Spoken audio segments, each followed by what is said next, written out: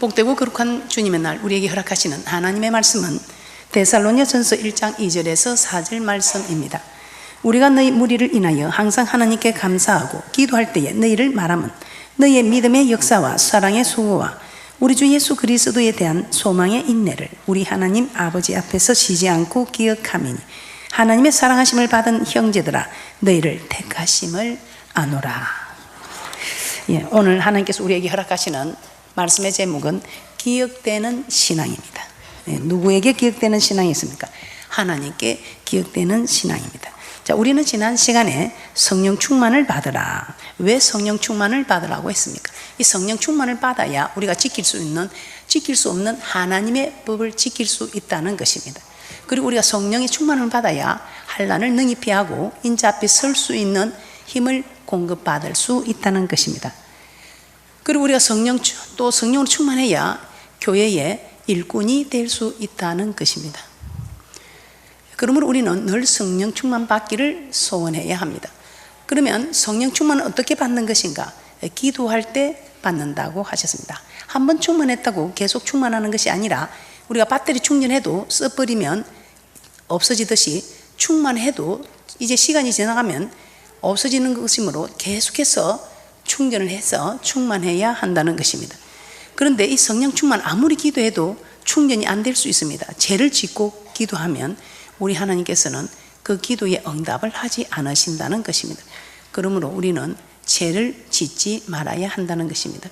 그래서 하라는 거 하지 못해도 하지 말라는 것은 절대로 하지 않는 복된 분들이 되시기를 주님의 이름으로 축복합니다.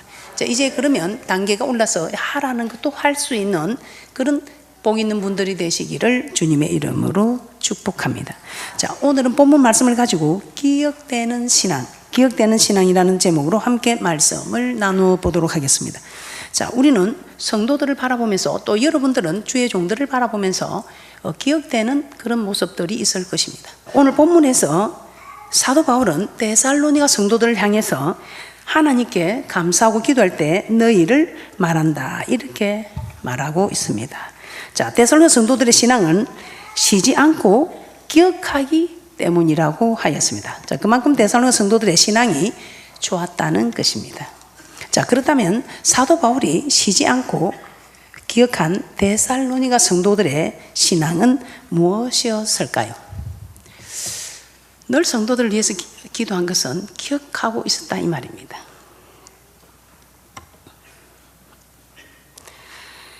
데살로니가전서 1장 2절에서 3절 말씀 다시 한번 보도록 하겠습니다.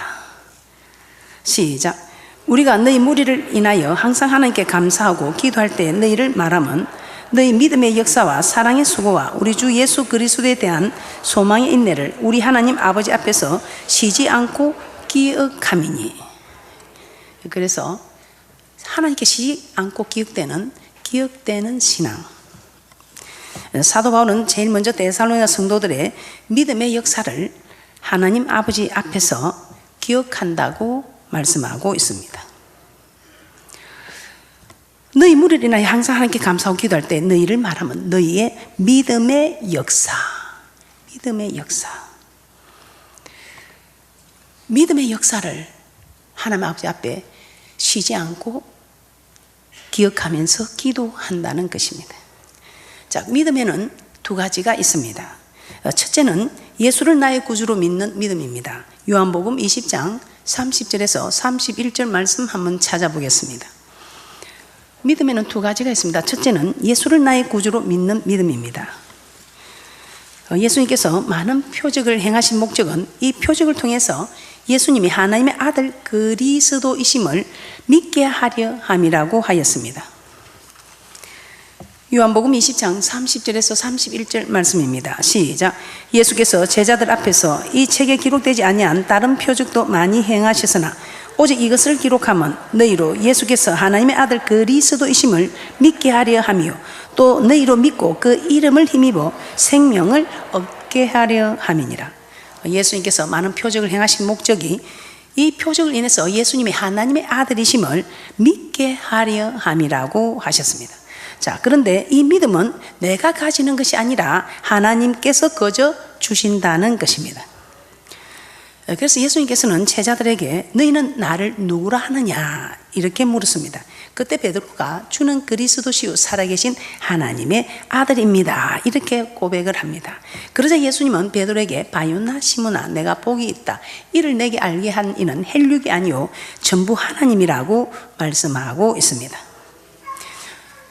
이렇게 혈육이 아니고 하나님 아버지께서 고백한 것이라고 말하는 마태복음 16장 17절에 이 고백, 또 고린도전서 12장 3절에서는 이렇게 말씀하고 있습니다.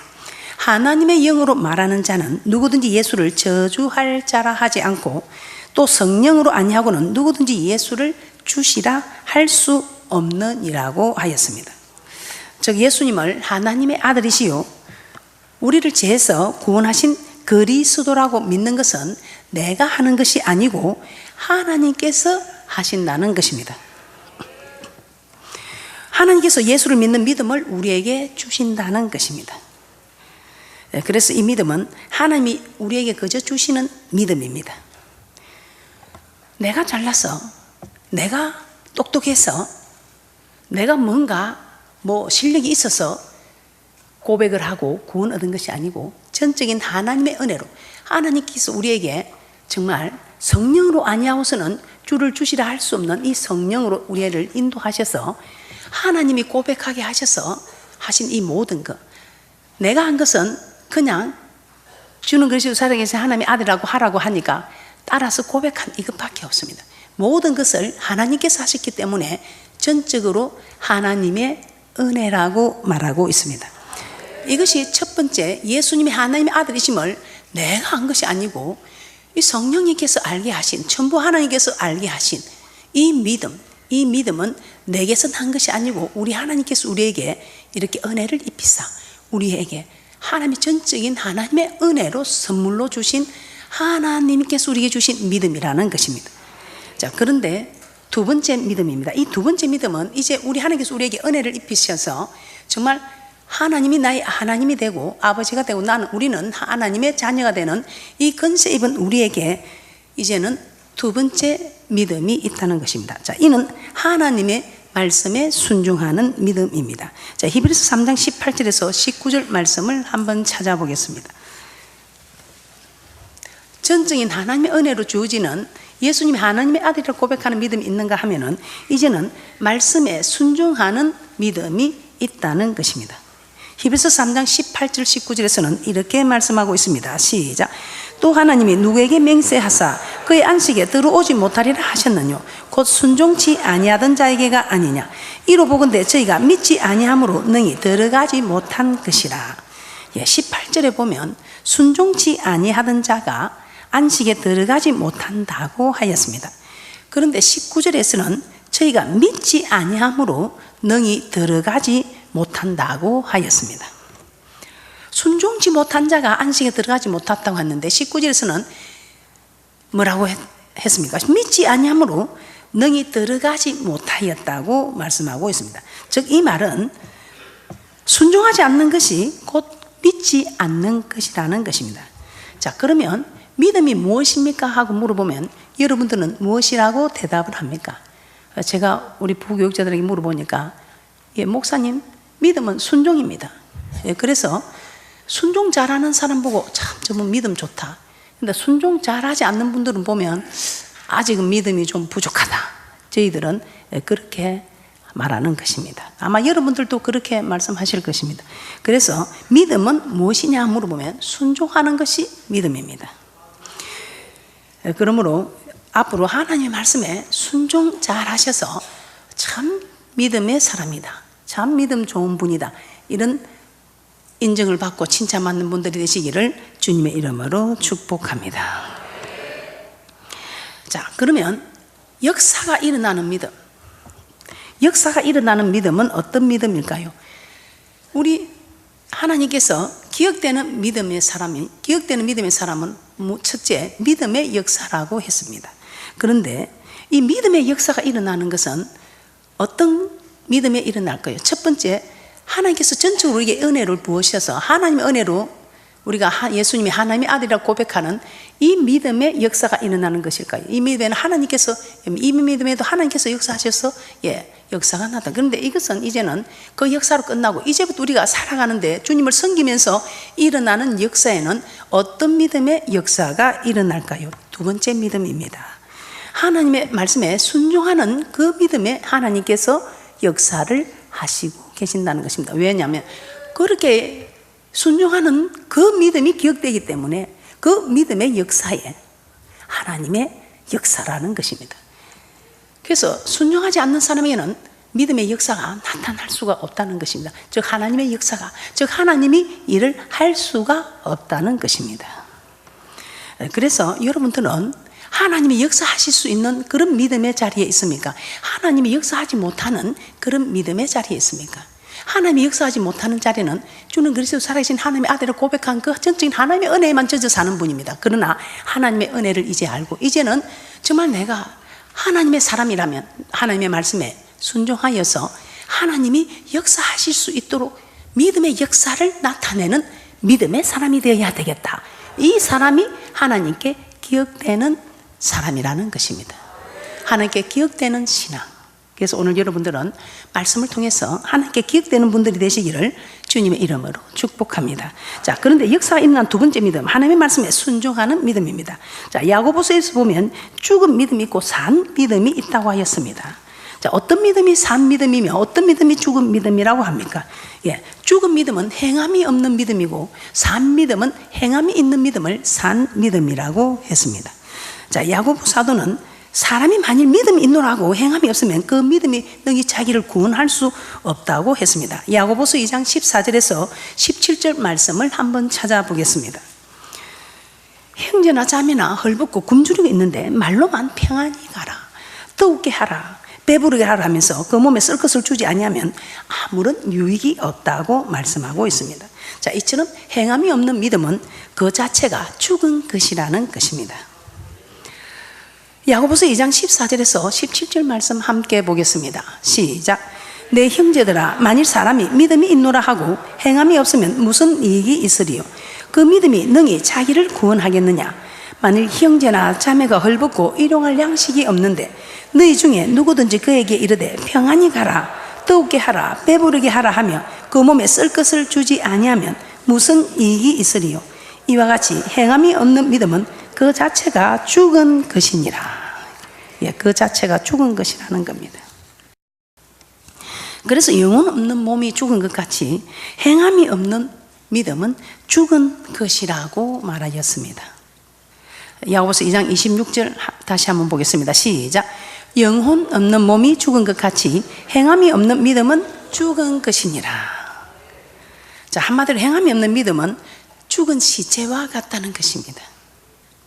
죽은 시체는 몸은 있으나 움직일 수가 없습니다. 몸은 있으나 움직일 수가 없습니다. 이 말은 아무런 일을 할 수가 없다는 것입니다. 죽은 시체는 몸의 형체는 있습니다. 그런데 죽은 시체가 움직일 수 없습니다. 이처럼 행함이 없는 믿음은 아무런 일을 할 수가 없다는 겁니다. 아니, 아무런 일을 하지 않는다는 것입니다. 죽은 시체가 몸의 형체는 있으나 일을 하지 못하는 것처럼 믿음도, 죽은 믿음은 믿음의 형체는 있으나 아무런 일을 순종하는 일을 하지 않기 때문에 일을 하지 않습니다. 자, 일을 하지 않으니 역사가 나타나겠습니까? 무에서 유를 창조하신 하나님께서, 물론 무에서 유를 창조하셨습니다. 돌들로도 떡덩이 되게 하실 수 있는 하나님께서 왜 너희가 먹을 것을 주우라 할 때 그 도시락을 가지고 오겠습니까? 어린아이 그 도시락을 가지고 오겠습니까? 그 도시락을 가지고 온 그 일에 오병이어로 역사하신 하나님이십니다. 뭔가 우리가 일을 해야 합니다.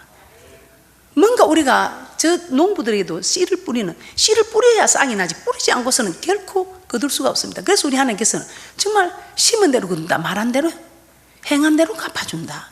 얼마나 정확하신 하나님이십니까? 그런데 행함이 없는 믿음은 죽은 믿음이다. 이 죽은 시체가 형체는 있으나 아무런 일을 할 수가 없습니다. 그렇기 때문에 아무 일도 하지 않는 그게 우리 하나님도 네가 한 대로, 네가 행한 대로 네가 대접을 받고자 하느냐 대접하라. 이것이 율법과 선지자니라 말씀하셨습니다. 일을 하지 않기 때문에 우리 하나님도 일을 할 수가 없다는 것입니다. 우리 하나님의 역사가 일어나지 않는다는 것입니다. 왜 교회를 다녀도 역사가 일어나지 않을까요? 일을 하지 않으니까. 우리가 일을 하지 않으니까 하나님도 일을 하지 않는다는 것입니다. 그런데 저희 교회는 왜 이렇게 많은 역사가 일어납니까? 우리가 일을 하니까 역사가 일어난다는 것입니다. 여러분은 어떻습니까? 여러분은 하나님의 역사하실도록 일을 하시고 있는 분들입니까? 여러분이 일을 해야 하나님이 역사합니다. 그런데 여러분이 일을 하지 않으면 하나님이 일을 할 수가 없다는 것입니다. 그래서 하나님의 말씀을 듣고 순종하면 그 믿음은 살아있는 믿음이기 때문에 살아있는 믿음은 일을 한다는 것입니다. 살아있는 사람은 움직인다는 것입니다. 살아있는 사람은 일을 한다는 것입니다. 그 일을 하는데 우리 하나님께서도 일을 해 주신다는 것입니다. 왜냐하면 우리 하나님 1.1도 천지가 없어지기 전에는 없어지지 아니하고 이루시는 하나님의 말씀에 네가 대접한 대로 대접해 주겠다는 것입니다. 네가 움직인 만큼 움직여 주겠다는 것입니다. 네가 일을 한 만큼 하나님께서 일을 해 주시겠다는 것입니다. 예수님은 사도들이 이렇게 물어볼 때 이렇게 답하셨습니다. 누가복음 17장 6절입니다. 누가복음 17장 6절에 사도들이 주께 와서 이렇게 묻습니다. 우리에게 믿음을 더하소서. 그렇게 청하였을 때 우리 주님께서 이렇게 대답을 하십니다. 누가복음 17장 6절입니다. 시작. 주께서 가라사대 너에게 겨자씨 한 알만한 믿음이 있었다면 이 뽕나무들을 뿌리가 뽑혀 바다에 심기우라 하였을 것이요 그것이 너에게 순종하였으리라. 씨는 누가복음 8장 11절에 말씀이라고 되어 있습니다. 하나님의 말씀이 씨라고 되어 있습니다. 우리가 말하는 농부 뿌리는 씨가 아니라 이 성경에서 말하는 씨는 하나님의 말씀이라는 것입니다. 그리고 겨자씨는 씨 중에 가장 작은 씨입니다.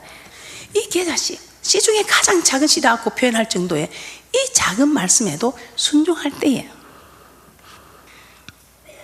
하나님은 역사하신다는 것입니다. 그래서 네가 믿음을 더하소서. 믿음이 자라려면 가장 작은 말씀에도 순종하는 이것이 믿음이라는 것입니다. 이것이 믿음을 자라게 해준다는 것입니다. 그리고 믿음이 자라면 기적을 일으킬 수 있는 역사가 일어난다는 것입니다. 그럼 말씀을 많이 아는 것도 중요하지만 많이 안다고 역사가 일어나는 것이 아니라 가장 작은 겨자씨만한 말씀 한 말씀에도 순종할 때 하나님의 역사는 일어난다는 것입니다. 즉 믿음의 역사가 일어난다는 것입니다. 우리 하나님께서는 우리에게 하라 하지 마라 명하고 계십니다. 하지 말라는 계명을 8가지 주시면서 하라는 2계명을 주셨고 안식일을 거룩하게 지키라, 부모를 공경하라. 그리고 또 우리 하나님께서는 먼저 그 날과 그 의를 구하라, 쉬지 말고 기도하라 이렇게 하시면서 우리에게 세부적으로 명령하고 계십니다. 요구하고 계신다 이 말입니다. 이 말씀을 따라 우리가 일을 할 때에 그 말씀을 따라 순종할 때에 하나님도 일하셔서 하나님의 역사가 일어난다는 것입니다. 그래서 우리 하나님은 누구를 기억하느냐? 믿음의 역사가 있는 사람, 믿음의 역사가 있는 그 신앙을 기억한다는 것입니다. 여러분은 믿음의 역사가 지금 나타나고 있습니까? 나는 교회 와서 한 번도 믿음의 역사가 없다. 그러면 지금부터 가장 작은 말씀이라도 순종하시기 바랍니다. 그러면 분명히 하나님께서 일하셔서 믿음의 역사가 나타나고 하나님께 기억되는 신앙의 사람이 될 것입니다. 기억되는 신앙 두 번째입니다. 기억되는 신앙 어떤 일이 하나님께 기억되는 신앙일까? 사랑의 수고입니다. 자, 마태복음 22장 37절에서 40절 말씀을 한번 찾아보겠습니다. 사도 바울은 데살로니가 성도들의 사랑의 수고를 쉬지 않고 기억한다고 하였습니다. 자, 사랑에는 수고가 있지요. 그래서 예수님은 한 율법사가 율법 중에 어느 계명이 크냐고 묻자 마음을 다하고 힘을 다하고 뜻을 다하고 목숨을 다해서 하나님을 사랑하는 이것이 크고 첫째 되는 계명이요 둘째도 사랑하는 이것이 이웃을 사랑하는 것이라고 말씀하고 있습니다. 자, 어떤 계명이 크냐? 사랑하는 것이라는 것입니다. 마태복음 22장 37절 40절 함께 보겠습니다. 시작. 예수께서 가라사대 내 마음을 다하고 목숨을 다하고 뜻을 다하여 주 내 하나님을 사랑하라 하셨으니 이것이 크고 첫째 되는 계명이요 둘째는 그와 같으니 내 이웃을 내 몸과 같이 사랑하라 하셨으니 이 두 계명이 온 율법과 선지자의 강령이니라. 사랑하라. 네가 사랑한 만큼 나도 너를 사랑하겠다. 네가 일한 만큼 나도 일하겠다는 것입니다. 예수님 나의 계명을 가지고 지키는 자라야 나를 사랑하는 자라고 요한복음 14장 21절에 말씀하고 있습니다. 자, 그러므로 하나님을 사랑한다는 마음을 다하고 목숨을 다하고 뜻을 다하여 하나님의 계명을 지켜야 합니다. 자, 그래서 하나님의 계명을 지키기 위해서 생명을 바친 너무나 잘 알는 사드락 메삭 아벳느고, 너부갓네살 왕이 세운 그 금신상에 절하지 않으면 붉은 불에 던져 죽이겠다는 그 위에 앞에서도 우상에게 절하지 않겠다는 하나님의 말씀을 지키기 위해서 죽을 각오를 한 것입니다. 사드락 메삭 아벳느고만 그랬습니까? 신성과 인성을 겸비한 우리 주님조차도 정말 십자가에 못 박혀 죽기 위하여 이 세상에 오셨습니다. 그래서 죽으라는 그 명령에 죽기까지 순종하셨다는 것입니다. 하나님을 사랑한다는 것은 이런 희생이 있어야 한다는 것입니다. 그래서 누가복음 10장에 보면 어떤 율법사가 예수님께 나와서 내가 무엇을 하여야 영생을 얻겠습니까? 이렇게 물어봅니다. 그때 예수님이 또 이 말씀을 하죠. 마음을 다하고 목숨을 다하고 힘을 다하여 뜻을 다하여 주 내 하나님을 사랑하고 또한 내 이웃을 이렇게 사랑하라. 내 몸과 같이 사랑하라. 그러자 그 율법사가 그러면 내 이웃이 누굽니까? 그렇게 물어봅니다. 그때 예수님은 선한 사마리아인의 비유를 말씀하십니다. 어떤 사람이 예루살렘에서 여리고로 내려가다가 강도를 만나서 거의 죽게 되었습니다. 그런데 마침 한 제사장이 그 길로 내려가다가 그를 보고 피하여 갑니다. 제사장, 주의 종들이지요. 또 한 레인도, 이건 부교육자들입니다. 레인도 그들 보고 피하여 갑니다. 바쁩니다. 제사장이 바쁩니다. 레인 부교육자들도 바쁩니다. 그리고 할 일도 많고.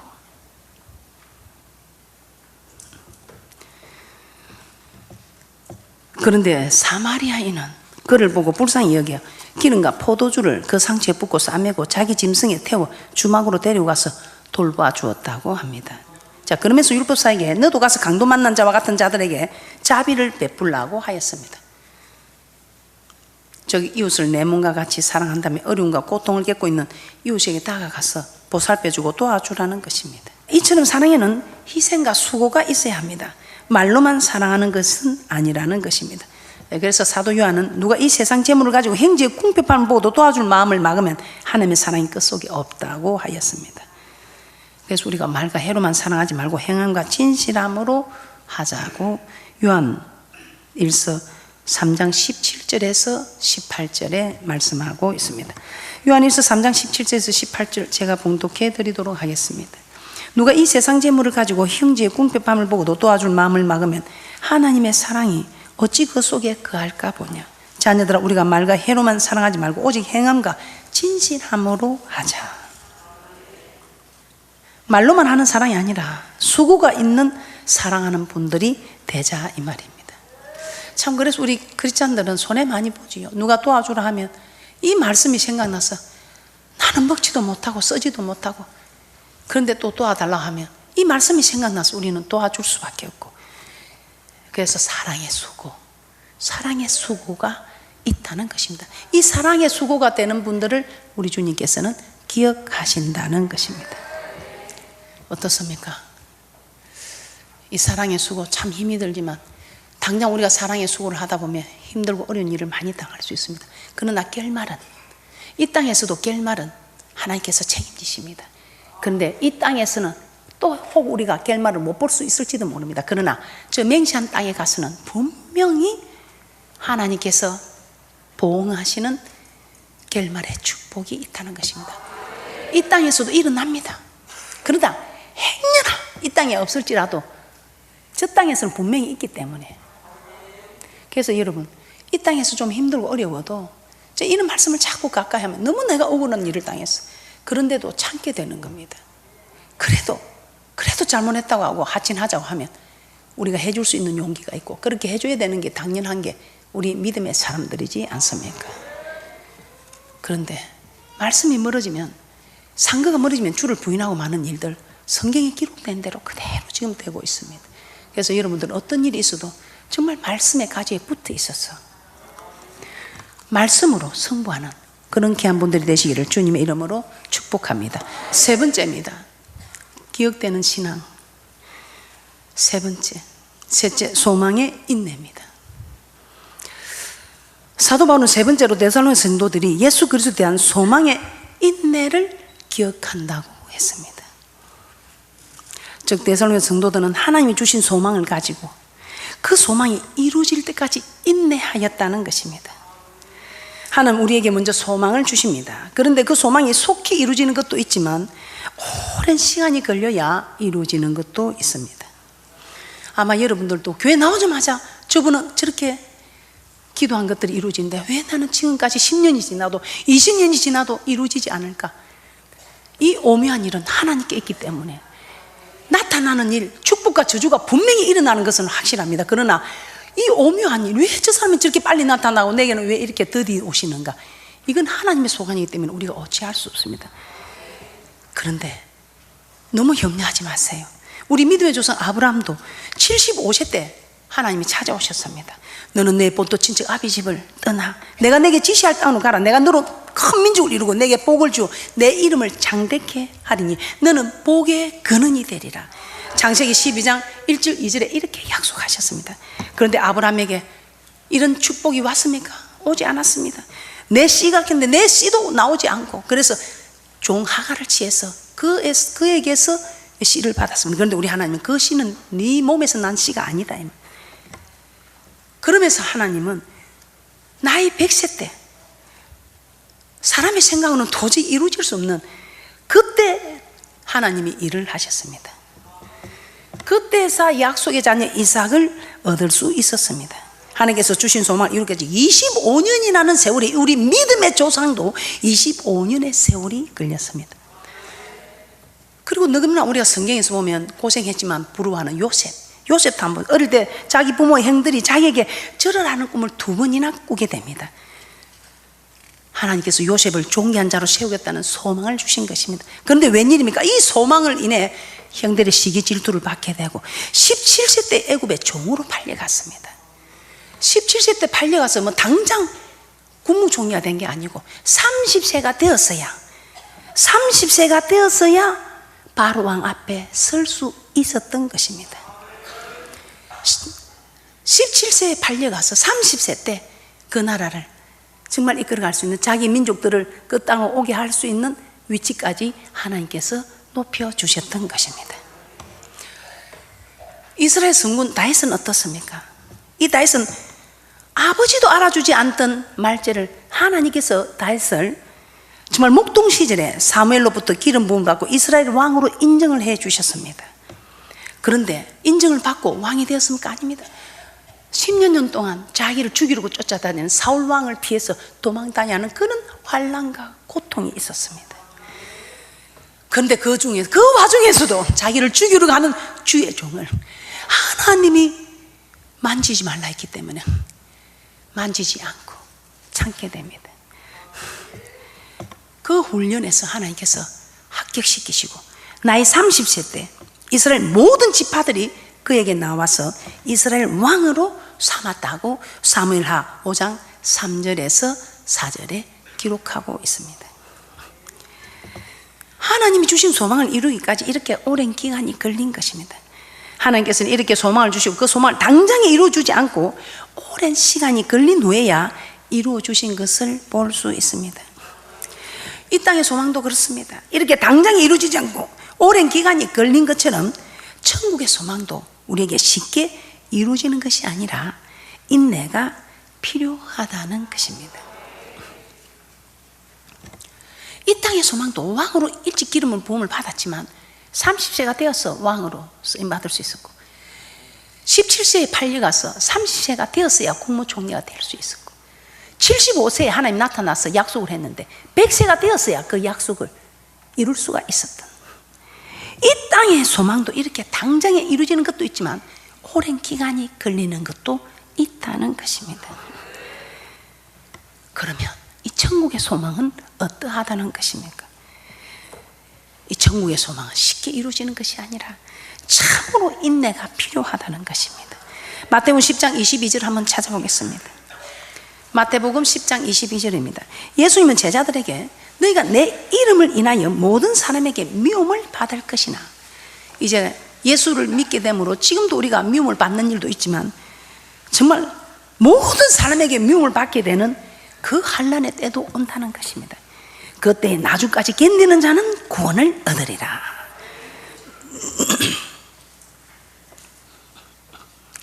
그래서 우리가 인내해야 한다는 것입니다. 마태복음 10장 22절입니다. 시작. 또 너희가 내 이름을 인하여 모든 사람에게 미움을 받을 것이나 나중까지 견디는 자는 구원을 얻으리라. 마태복음 24장에서 예수님이 오시기 전에 큰 환난이 일어날 것인데 이때 그 환난을 견디는 자는 구원을 얻으리라고 마태복음 24장 13절에서도 말씀하고 있습니다. 마가복음에서도 마가복음 13장 13절에 나중까지 견디는 자는 구원을 얻으리라 이렇게 말씀하고 있습니다. 누가복음 21장 19절에서도 너희의 인내로 너희 영혼을 얻으리라고 말씀하고 있습니다. 이처럼 영혼의 구원도 인내가 있어야 한다는 것입니다. 하나님은 이처럼 이 땅의 소망을 이루기까지 천국의 소망도 이루기까지 인내가 필요하다는 것입니다. 이 땅의 소망이나 천국의 소망이나 다 인내가 필요하다는 것입니다.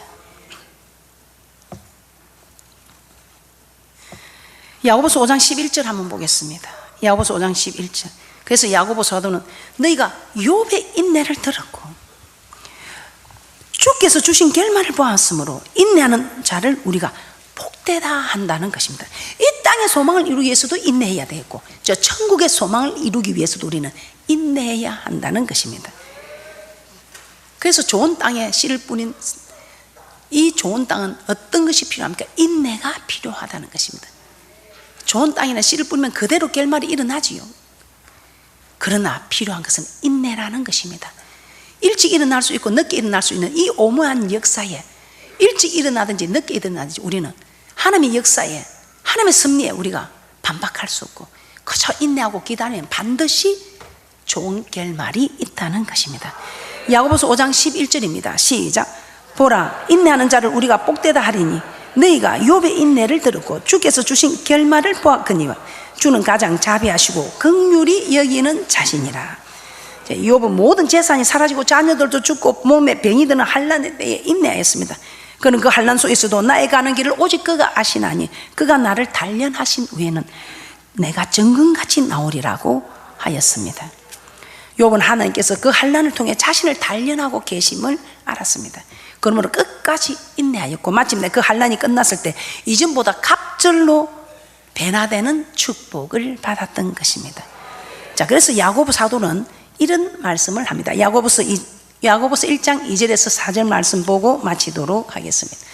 야고보서 1장 2절에서 4절입니다. 야고보 사도는 너희가 여러 가지 시험을 만나거든 온전히 기쁘게 여기라.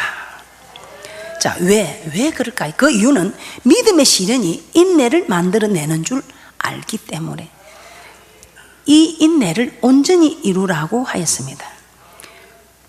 왜? 그 이유는 왜 인내를 온전히 이루냐? 그 이유는 이 인내를 통해서 온전하고 구비하여 우리가 부족함이 없게 하게 된다는 것입니다. 부족함이 없게 하려고 우리 하나님께서 이 인내를 통해서 우리의 부족함을 온전하게 구비하여 우리의 부족함을 이 인내로 채워간다는 것입니다. 야고보서 1장 2절에서 4절입니다. 시작. 내 형제들아 너희가 여러 가지 시험을 만나거든 온전히 기쁘게 여기라. 이는 너희 믿음의 시련이 인내를 만들어내는 줄 너희가 알미라. 인내를 온전히 이루라. 이는 너희로 온전하고 구비하여 조금도 부족함이 없게 하려 함.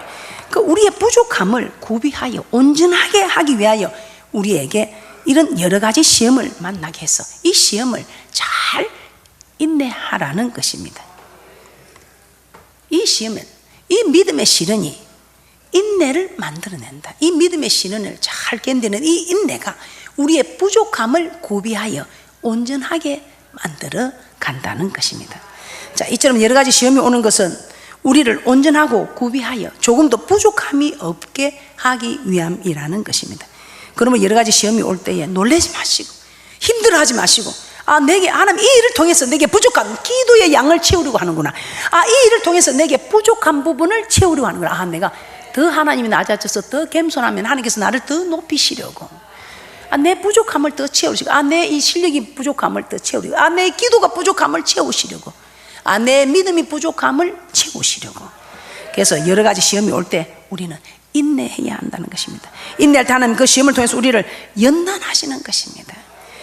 테스트 한다는 것입니다. 이 연단을 통해서 우리를 테스트해서 합격시켜서 올리고 우리의 부족함을, 초등학교 졸업한 실력을 중학교로 채우고, 중학교 졸업한 실력을 고등학교로 채우고, 고등학교를 대학원으로 박사원으로 채워서 마침내 천국에 합격하여 당당히 들어갈 수 있는, 온전히 구비하여 주시는 이 은혜. 그래서 놀라지 말고 두려워하지 말고 당황하지도 말고, 이 환난은 우리에게 부족함을 구비하여 온전한 믿음으로 서게 하기 위함이라는 것입니다. 정금같이 나오는 믿음으로. 그러므로 지금 혹시 환난 중에 있습니까? 염려하지 마시고, 불안해하지도 마시고, 두려워하지도 마시고, 당황하지도 마시고, 낙심하지도 마시고, 인내하시기 바랍니다.